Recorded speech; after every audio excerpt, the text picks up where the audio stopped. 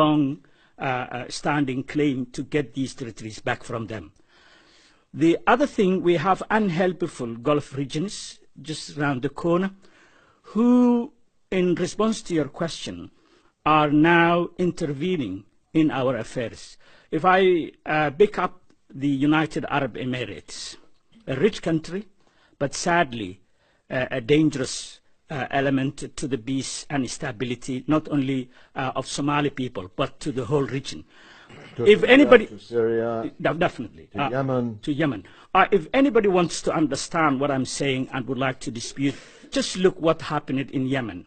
I mean, it's a human catastrophe engineered by the United Arab Emirates and their masters, whom they take orders from.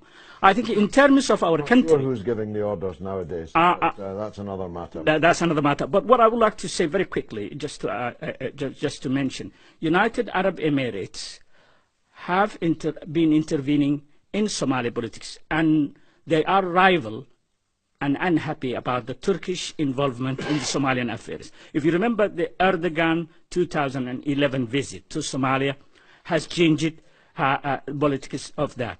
The United Arab Emirates are carrying and implementing an ugly geopolitics, which is to control our nation and to obliterate our people through wars and man-made disasters. I think they tried to get the Somali on their side against Qatar, and they tried to bribe the state with £80 million. Somalia rejected, and after that rejection, we have seen immediately this deadly attack. I think when we talk about the world is making mistakes, I would like to clear to the world that Shabab are just nomadic elements who are in the bushes. And it is impossible to assume that they can carry out these attacks without anybody outside financing them, equipping them, training them, guiding them. So what we need here, I think the deadliest attack in Somalia occurred on the 14th of October. There are intelligence reports suggesting that the initial target that the terrorists meant to destroy was the Turkish base, not far from the area, the military camp. The Turkish have been building Somalia, and they were winning the hearts and the minds of Somali people. They were building right in front of everybody's eyes, hospitals, schools, roads, injecting money to where it was needed. And airports. I think other countries, they were just rhetoric. So what we need here to understand that we have been dying right in front of their eyes since the downfall of Siad Barre regime in 1990s.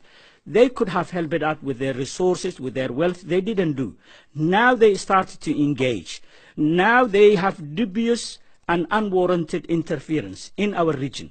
If you look at the DB deals with the autonomous, semi-autonomous region of Puntland, the agreement they signed with the Somaliland to take the control of the strategic port of Berbera without the consent and the knowledge of our nation is total aggression. So what would happen? The other thing, they have trained militias, which they call it, is an effort to help Somalia stand on its feet and regain control of their country.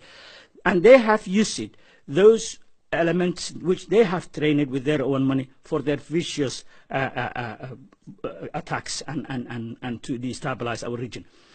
All I wanted to say, this is an example of United Arab Emirates taking the sword to chop the head of Somalia and to eliminate. So it is up to us to come together, to unify our country, and to stand up to this threat. I think that's one example. Yes.